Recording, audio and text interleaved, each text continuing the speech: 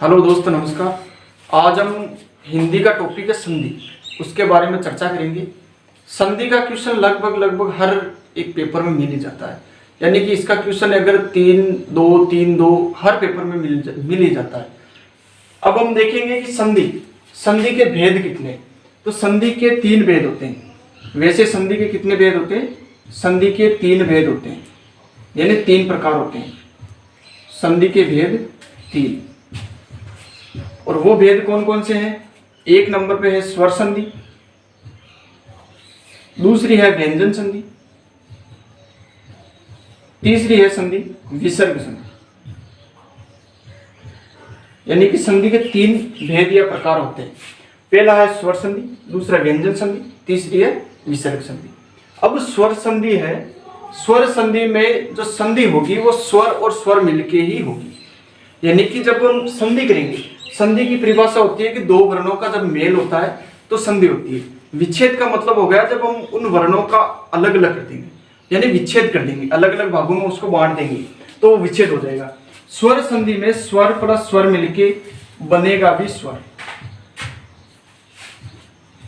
स्वर संधि में स्वर एक तरफ स्वर रहेगा, दूसरी तरफ स्वर रहेगा, और अगर हम इन दोनों स्वर और स्वर को मिलाएंगे तो भी बाहर निकल के आएगा अपने पास स्वर। इसी प्रकार अगर हम व्यंजन संधि देखते हैं, व्यंजन संधि में एक तरफ तो रहेगा व्यंजन, एक तरफ व्यंजन रहेगा, एक तरफ स्वर रहेगा, और इन दोनों में से मिलके क्या बनेगा? व्यंजन।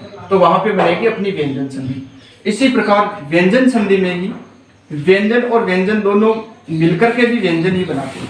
व्यंजन और व्यंजन दोनों मिलकर के भी व्यंजन संधि ही बनाते हैं। यानी कि इसमें यह हुआ, एक तरफ व्यंजन रह सकता है, दूसरी तरफ में स्वर रह सकता है, तो बनेगी कौन सी संधि? व्यंजन। इस तरफ में व्यंजन रह सकता है, इस तरफ में व्यंजन रह सकता है, प्लस के इधर और उधर, लेकिन बाद में जो बनेगा वो व्यंजन ही बनेगा, तो वहां पे व्यंजन संधि होगी। विसर्ग संधि है, विसर्ग संधि में एक तरफ में व्यंजन भी रह सकता है, स्वर भी रह सकता है, लेकिन प्लस के पहले इस तरफ विसर्ग रहेगा। ये इंपॉर्टेंट चीज है कि जब हम टुकड़े करेंगे, टुकड़े करने से पहले तो प्लस है, प्लस के पहले यानी धन के पहले विसर्ग रहेगा, तो वहां पे विसर्ग संधि होगी।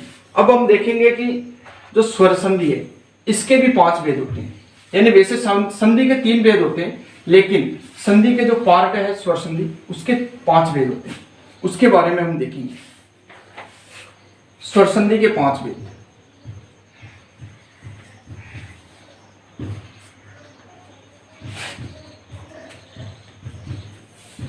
स्वर संधि के 5 भेद होते हैं। अब इन भेदों को हमें याद रखना है क्रम से, क्योंकि अगर इनको हम क्रम से याद नहीं रखेंगे तो यहाँ पे सेट नहीं होगा मामला, क्योंकि हम रटेंगे नहीं, इसको यहीं पे सेट करके पूरी की पूरी संधि को क्लियर करेंगे, स्वर संधि को। अब 5 भेदों में कौन कौन से हैं? पहला भेद है दीर्घ स्वर संधि, दीर्घ स्वर संधि। इसका दूसरा भेद है गुण स्वर संधि,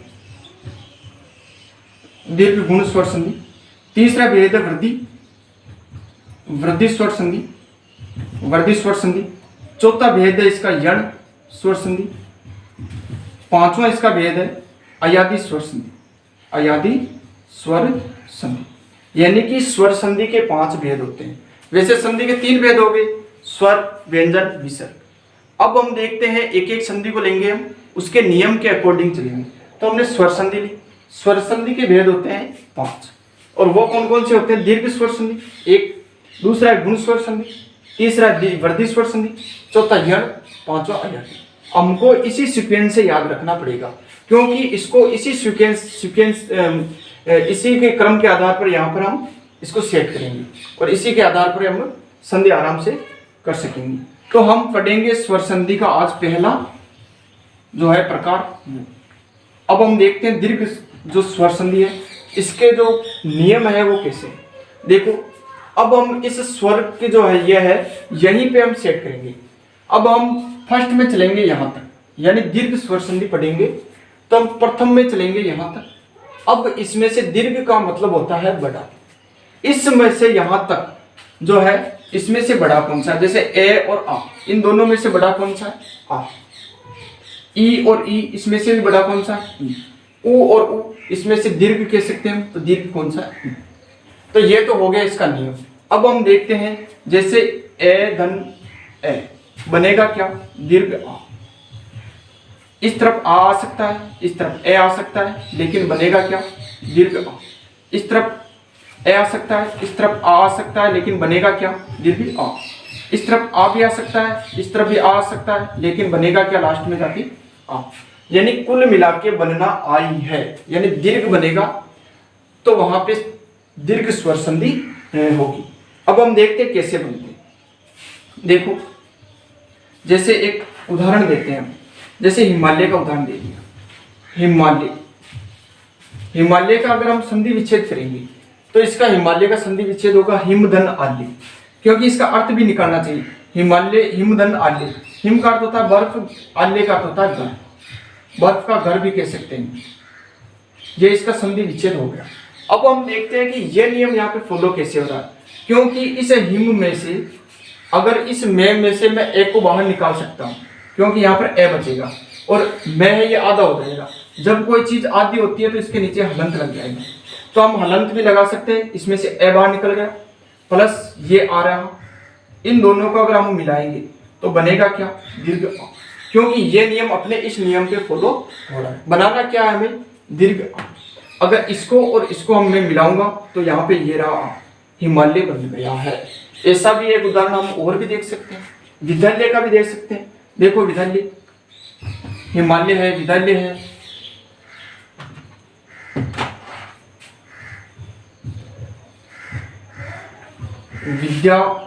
विद्यालय का देखते हैं। अगर हम इसका संधि विच्छेद करेंगे तो विद्याधन आल्य होगा, विद्याधन आल्य। अब देखो अगर इसमें से मैं आ को निकालू बाहर, क्योंकि विद्या में पीछे बचा है आ, इसको हम बाहर निकाल सकते हैं। जैसे विद्या में से आ को बाहर निकाल दिया, इस तरफ ये आल्य में से आ को बाहर निकाल दिया। अगर मैं इस आ को और इस आ को जोड़ूंगा तो बनेगा क्या मेरा? दीर्घ आ। इसीलिए इस विद्यालय शब्द में जो संधि है वो दीर्घ स्वर संधि है। एक और उदाहरण देख लेते हैं हम। जैसे विद्यार्थी है, विद्यार्थी का अगर मैं संधि विच्छेद करूंगा तो होगा विद्याधन अर्थी, विद्याधन अर्थी।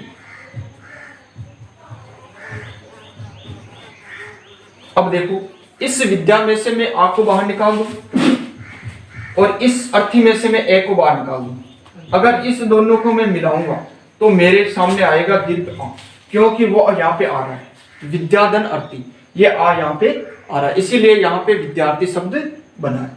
तो इसका मतलब विद्यार्थी भी बन सकता है और भी होता है, जैसे महात्मा, महाधन आत्मा, यानी आ। जैसे महात्मा में आ निकला है और उधर भी आत्मा में आ है, इन दोनों को मिलाएंगे तो यहाँ पे दीर्घ स्वर संधि हो जाएगी और बनेगा महात्मा। तो जहां पे आ की जो बनता है आ, तो वहां पे दीर्घ स्वर संधि होगी, और जो नियम ये काम कर रहा है वहां पे दीर्घ स्वर संधि होगी। क्योंकि इधर कुछ भी बनो, ए बनो चाहे आ बनो, लेकिन यहाँ पे बनना है दीर्घ आ, तो वहां पे बनेगी दीर्घ स्वर संधि। अगली इसी का अगला नियम देखते हैं, यानी दीर्घ स्वर संधि का अगला नियम। देखो यहाँ पर इसको तो हमने देख लिया, क्योंकि आओ चाहे ए आओ बनेगा क्या? दीर्घ आ। इसी प्रकार से यहाँ पे ई और ई, यानी दीर्घ ई बनानी है, और वो कैसे बनेगी? इस तरफ छोटी ई आए, इस तरफ छोटी ई आए, लेकिन बनेगी दीर्घ ई। इस तरफ बड़ी ई ले लो, इस तरफ छोटी ई ले लो, लेकिन बनेगी क्या बाद में? दीर्घ ई। ऐसे ही इस तरफ बड़ी ले लो, इस तरफ छोटी ले लो, इस तरफ बड़ी ले लो, इस तरफ बड़ी ले लो, बनेगी बड़ी ई। इस तरफ छोटी ई, इस तरफ बड़ी ई, लेकिन बनेगी क्या? दीर्घ ई। हमें मतलब इस दीर्घ ई से, जब ये दीर्घ ई बन जाएगा अपनी संधि दीर्घ स्वर संधि हो जाएगी। ऐसे ही हम एक उदाहरण देखते हैं, जैसे महेंद्र, महेंद्र का एक उदाहरण देखते हैं। अब इसका अगर मैं संधि विच्छेद करूंगा तो ये बनेगा मही धन इंद्र। क्या बनेगा? मही धन इंद्र। अब देखो इसमें से नियम क्या कह रहा है अपना? नियम कह रहा है कि चाहे इस तरफ बड़ी ई आओ चाहे छोटी ई आओ, लेकिन अगर दोनों ई और ई को हम मिलाएंगे दोनों ई और ई की संधि विच्छेद करेंगे तो वहां पे दीर्घ ई आनी चाहिए। वो देखो इस मही में से मैं ई को बाहर निकाल दूं, बड़ी ई निकलेगी, यहाँ पे छोटी ई निकलेगी और ये दोनों मिलकर के यहाँ पे देखो बड़ी ई बन रही है। तो यहाँ पे कौन सी संधि हो गई? दीर्घ स्वर संधि। ऐसे देखो और उदाहरण देख सकते हैं हम, रजनीश भी देख सकते हैं। रजनीश, देखो रजनीश का अगर हम संधि विच्छेद करेंगे, रजनी धन ईश, रजनी कहते हैं रात को, ईश कहते हैं स्वामी को, रजनी धन ईश। ईश में ई बड़ी मात्रा आएगी क्योंकि ई बड़ा आएगा, रजनी धन ईश, ईश में ई बड़ा आएगा। अब हम इसका देखते हैं इसमें से कौन सा ई बाहर निकलेगा। रजनी में ई की मात्रा बड़ी है, मैंने ई बड़ी निकाल दी, यहाँ पे ईश में बड़ा ई है, अगर मैं इस दोनों को मिलाऊंगा तो बड़ा ई बनेगा, यानी दीर्घ ई बनेगी और यहाँ पे दीर्घ ई बन रहा है। तो ऐसे करके यहाँ पे संधि कौन सी हुई? दीर्घ स्वर संधि। ऐसे एक उदाहरण और भी देख सकते हैं हम, गिरिंद्र भी देख सकते हैं हम, गिरिधन इंद्र, गिरिंद्र भी देख सकते हैं।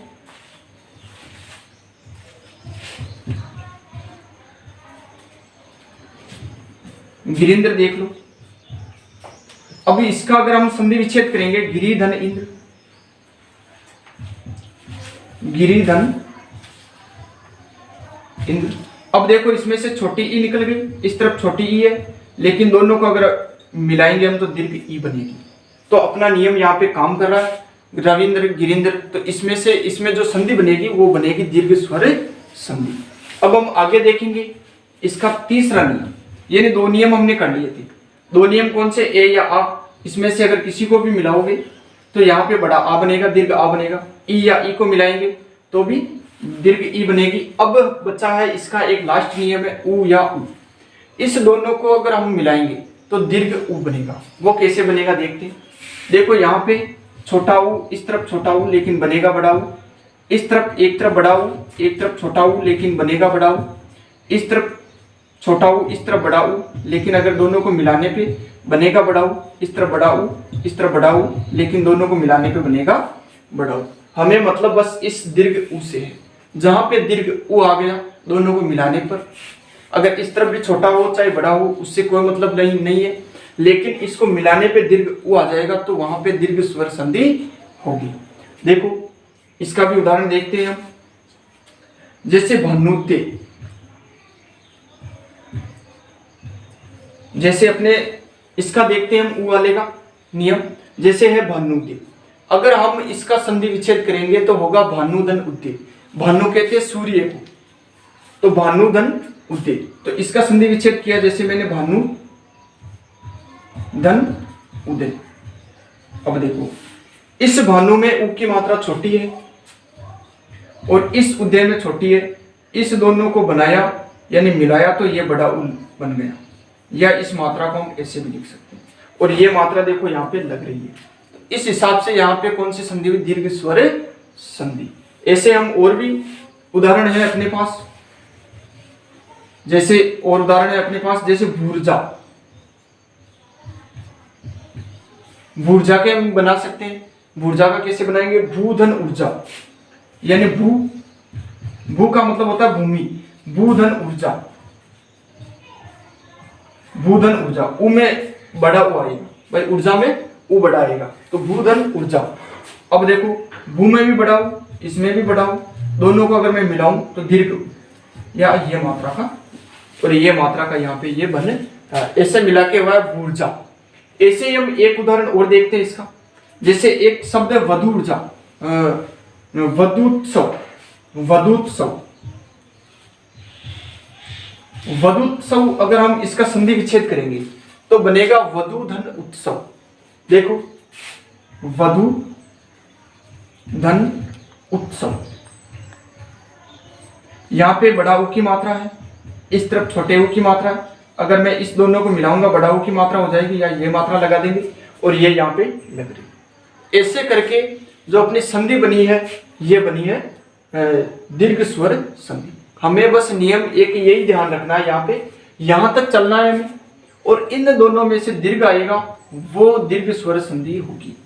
इन दोनों में से चाहे कोई किसी का भी मेल कराओ, किसी को भी मिलाओ वर्ण को, लेकिन बनेगा लास्ट में दीर्घ इसमें से भी दीर्घ ये बनेगा, इसमें से भी दीर्घ ये बनेगा। इन दोनों को दीर्घ में बनाने के बाद में अगर अपने पास में ये बन रहे हैं, इन दोनों को वर्णों को मिलाने के बाद, तो अपनी संधि होगी दीर्घ स्वर संधि।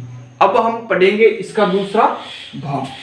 तो हमने दीर्घ स्वर संधि पढ़ ली थी। दीर्घ स्वर संधि में हमने इन दो वर्णों को बनाया, तो इस दोनों वर्णों में से जो दीर्घ था वो आ बन गया, इसमें ई बन गया, इसमें उ बन गया, यानी यहां तक दीर्घ स्वर संधि हमने पढ़ ली थी। अब हम पढ़ेंगे गुण स्वर संधि। गुण स्वर संधि में हम ए या आ लेंगे, और ए या आ के बाद में ये री ए और री ए और ओ, री गुण स्वर संधि में आएगा, री ए ओ गुण स्वर संधि। और ये आएंगे ए या आ के बाद, जैसे यहां पे ए या आ, इस दोनों के बाद में अगर ए या आ के बाद में अगर री आ गया, इन दोनों को बनेगा आ, यानी कि इस दोनों का मिलकर के क्या बनेगा आ। वो कैसे बनता हम देखते हैं। जैसे एक उदाहरण लेते हैं महर्षि, उदाहरण लेते हैं महर्षि का। अब ये कैसे बना महर्षि, अगर हम इसका संधि विच्छेद करेंगे तो एक तरफ तो आएगा ए या आ में से, एक तरफ आएगा री में से। अगर हम इन दोनों को मिला देंगे तो अर बनेगा। वो कैसे बनेगा देखो, महाधन ऋषि, महाधन ऋषि, महाधन ऋषि। अब देखो ये कैसे बना, यानी इसमें से आ बाहर निकला, इसमें से री बाहर निकला, और इन दोनों को मिलाने के बाद में ये री यहाँ पे आ गया, ऐसे मिलकर के ये बना है महर्षि। महाधन ऋषि को मिलाने पे बना है महर्षि। अब देखो, यानी इसको ये आ को और री को मिलाने पे बना है अर, क्योंकि यहाँ पे अगर मैं आ में से आ इसमें से बाहर निकाल दूंगा तो बचेगा मह, और इस तरफ बचेगा री, बाहर निकाल दूंगा तो सी। अब इसमें मैं अर को जोड़ूंगा, इसमें ए आ गया तो ये बन गया पूरा है मह, और यहाँ पे ये री है, र है, ये ऊपर चढ़ गया, इस दोनों को मिलाने पे बन गया महर्षि। तो महाधन ऋषि इन दोनों को मिलाने से बना है महर्षि, महर्षि। अब हम एक और उदाहरण देखते हैं इसका। महर्षि के अलावा है कणव ऋषि।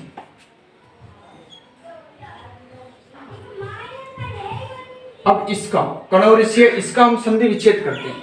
संधि विच्छेद करने पे हमें क्या मिलता है देखो, संधि विच्छेद करेंगे तो इसका होगा कणव धन ऋषि,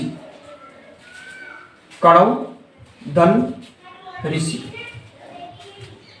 अब देखो कणव धन ऋषि, इस कणव धन ऋषि में री और इसमें से ए को बाहर निकला, इस दोनों को मिलाने पर ये अर बनता और ये अर यहाँ पे आ गया, तो ऐसे बनकर के मिला है कणव ऋषि। ऐसे ही और भी उदाहरण हो सकते हैं, महर्षि हो गया, कणव ऋषि हो गया, और भी अन्य उदाहरण हो सकते हैं, लेकिन हम थोड़ा सा शॉर्ट में बनाएंगे। हमें सीखना यहाँ से है, क्योंकि हमने पहले यहाँ तक ले लिया, इसके बाद में ए आ के बाद में री को रखा। अब हम आगे देखेंगे आगे किसको रखेंगे। गुण संधि का दूसरा नियम देखो, ए या आ के बाद, ए आ ये फिक्स रहेगा, ए या आ के बाद में अगर ए है, ए या आ के बाद में अगर ए है तो यहाँ पे ए बनेगा, यहाँ पे ए बनेगा। वो कैसे बना देखो,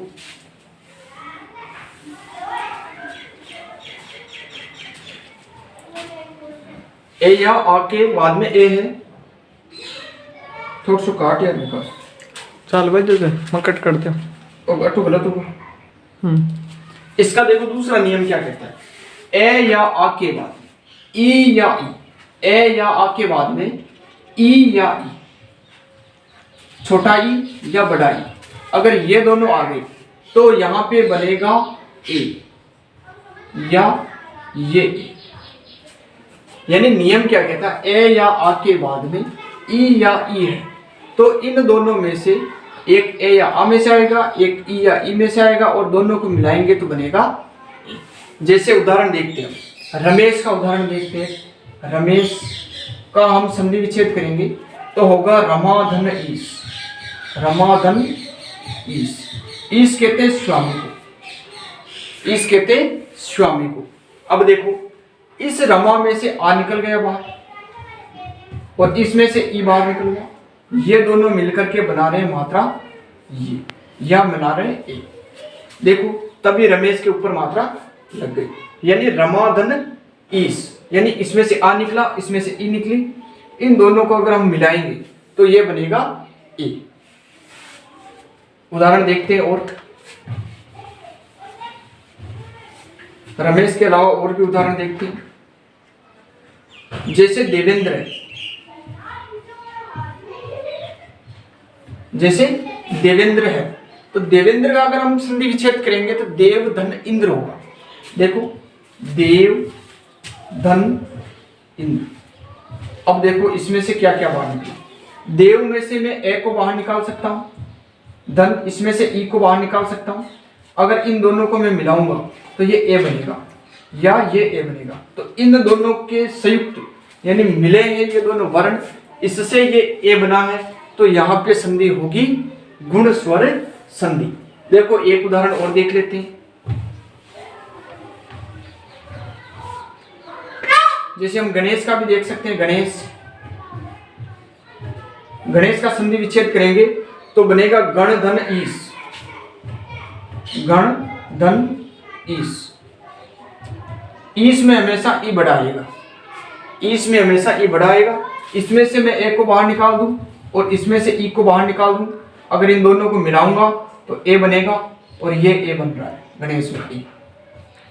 तो इनमें मतलब जब ए या आ और ई या ई, इन दोनों में से एक एक वर्ण आएगा और दोनों मिलेंगे तो बनेगा ए। ए से बनकर के बना है गणेश। आगे हम इसका तीसरा नियम देखते हैं।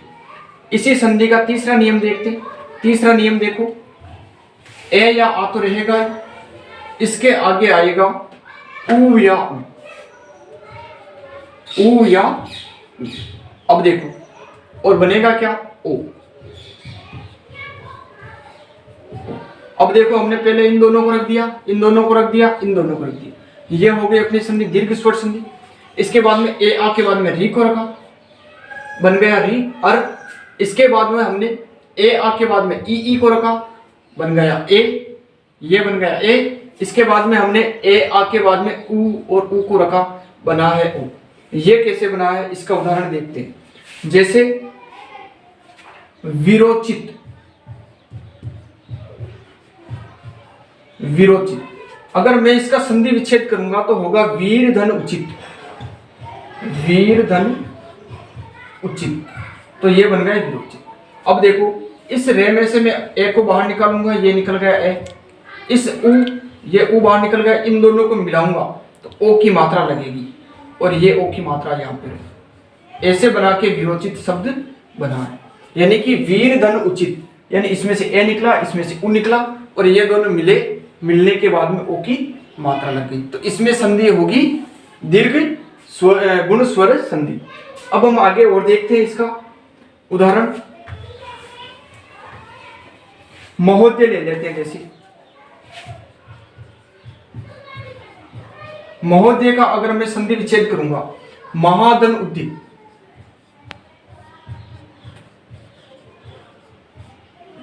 महोदय का संधि विच्छेद करते हैं हम तो बनता है महाधन उदय। अब देखो महाधन उदय में आ को बाहर निकाल सकते हैं हम और इस ऊ को बाहर निकाल सकते हैं। अगर इन दोनों को मिलाएंगे तो ओ बनेगा, यानी कि ये ओ बन गया। ऐसे बना करके बना है महोदय, महाधन उदय। तो ऐसे बन गया महोदय। और भी उदाहरण देख सकते हैं हम इसमें।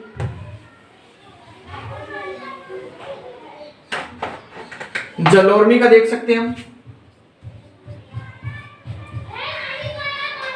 देखो जलोर्मी में कैसे, जलधन उर्मी, जलधन उर्मी, यानी कि जलोर्मी का अगर मैं संधि विच्छेद करूंगा तो बनेगा जलधन उर्मी।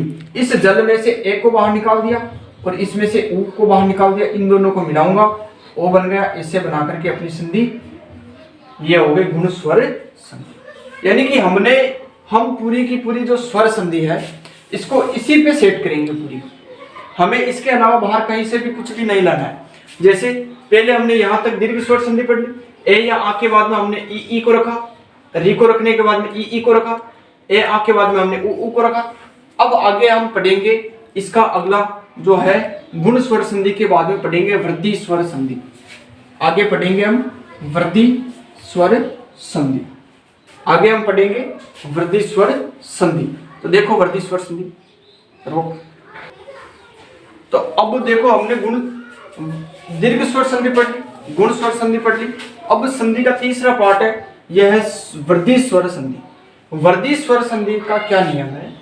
ए या आ दोनों रहेंगे, इसके आगे ए या आई, इन दोनों में से अगर एक वर्ड आ गया और ए या आ में से एक आ गया तो वहां पे बनेगा आई। यानी कि ए या आ में से एक आ गया, ए या आई में से एक आ गया तो यहां पे बनेगा आई। और वो एक उदाहरण देखते हैं हम, देखो सदैव कैसे बनता है, सदैव। इसका अगर संधि विच्छेद करेंगे तो सदाधन एव, सदाधन एव। अब देखो ये कैसे बना, इस दाम यहाँ पे आ छिपा हुआ है, ये आ रहा, और यहाँ पे ए। अगर मैं इस दोनों को मिलाऊंगा तो ये बना आई, यानी कि ये बना है आई। देखो सदाधन एव, सदाधन एव बन गया, इसमें से आ बाहर निकल गया, इसमें से ए बाहर निकल गया, इन दोनों को मिलाएंगे तो यहाँ पे आ गई मात्रा आई की, तो बन गया सदैव। ऐसे ही एक उदाहरण और देखते हैं, अकेक, अकेक का उदाहरण देखते हैं।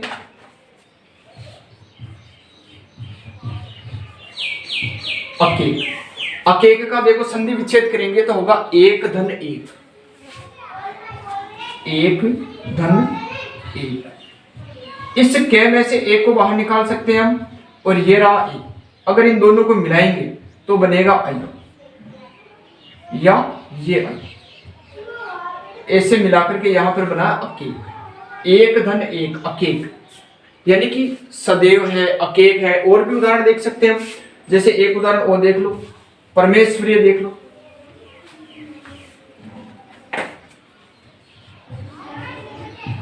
परमेश्वरी, अब इसका संधि विच्छेद होगा परम धन ऐश्वरी, परम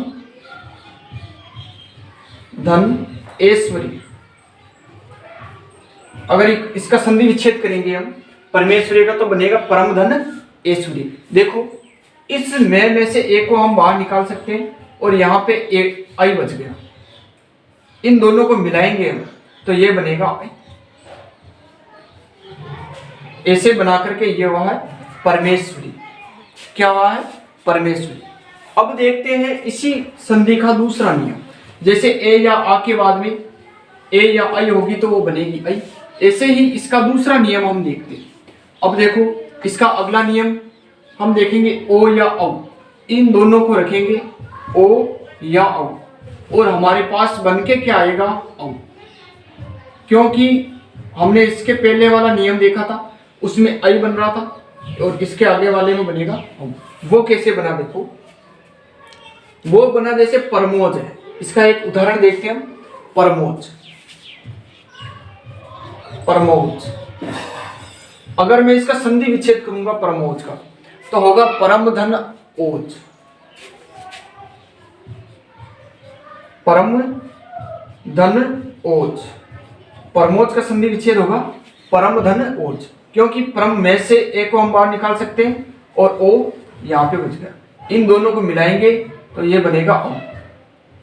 परमोज हो गया, ये इससे बना के औ बन गया, क्योंकि इसमें से ए बाहर निकल रहा है, इसमें से ये ओ बाहर निकल रहा है, इन दोनों को मिलाएंगे तो औ बन जाएगा। तो ऐसे मिलाकर के दोनों संधि मिल गई परमोज। तो ये किस संधि का उदाहरण है? ये होगा वृद्धि स्वर संधि का उदाहरण। ऐसे ही हम और उदाहरण देख सकते हैं, और देख लो। वनौषध भी देख सकते हैं, वनौषध। वनौषध, अगर मैं वनौषध का संधि विच्छेद करूंगा तो होगा वन धन औषध, वन धन औषध। तो ये हो गया वनौषध। इस वन में से ए बाहर निकल गया, इसमें से औ बाहर निकल गया, और इन दोनों को हम मिलाएंगे नियम के अनुसार तो बनेगा औ या ये औ। क्योंकि इसमें से ए बाहर निकल गया, क्योंकि इसके नीचे न के नीचे हलंत लग जाएगा, छोटा हो जाएगा। इसमें अगर हम न को मिला देंगे तो पूरा बन जाएगा। और इसमें से अव को बाहर निकाल देंगे, तो अगर इन दोनों को मिलाएंगे तो यहाँ पे बनेगा अव। ऐसे बनकर के हुआ है वनौषध। और देख सकते हैं हम उदाहरण एक और देख लेते हैं, जैसे मौषध हो गया,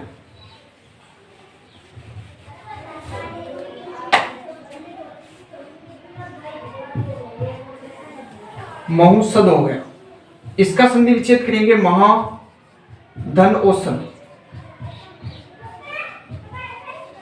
महाधन औषध। मौषध तो क्या होगा, महाधन औषध। इसमें से आ बाहर निकला है, इसमें से औ बाहर निकला है, अगर हम इन दोनों को मिलाएंगे तो ये बन गया औ, और यहाँ पे ये बन गया औ, तो ये बन गया महोषध। अब देखो हमें यही पे करना है, जो भी करना है हम इस स्वर में से बाहर नहीं जाएंगे, क्योंकि नियम कहता है स्वर और स्वर मिलकर के स्वर संधि का निर्माण करते हैं। जैसे हमने पहले रखा था ए या आ, इसमें से दीर्घ स्वर संधि जब पढ़ी थी हमने पहला पार्ट इसका, तो आ गया था, इसमें से ई आ गया था, इसमें से उ आ गया, ये हो गए दीर्घ स्वर संधि। इसके बाद में हमने पढ़ी है गुण स्वर संधि, उसमें ए या आ ये दोनों मिलेंगे, इसके आगे आएगा री, ये दोनों मिलकर के बनाएंगे अर। इसके बाद में ए या आ, इसके बाद में ई या ई आ जाएगी, इनमें से दोनों में से एक वर्ड आएगा तो बनेगा ए। इसके बाद में हमने ए या आ को रखा, आगे रख दिया उ या उ और बनेगा उ, यानी दो संधि क्लियर, गुण संधि हो गई। इसके बाद में तीसरी संधि है वृद्धि स्वर संधि। वृद्धि स्वर संधि का क्या नियम है, ए या आ रहेगा और ये दोनों में से एक आएगा, ए या आ और ए या आई, इन दोनों में से एक आएगा तो बनेगा आई। ऐसे ही ए या आ, इसके बाद में ओ या अव आएगा तो बनेगा अव। तो ये हो गया अपनी वृद्धि स्वर संधि का नियम क्लियर। अब हम आगे की जो संधि है वो पढ़ेंगे। आगे है यण स्वर संधि, आगे की संधि है यण स्वर संधि, उसका क्या नियम है वो देखते हैं।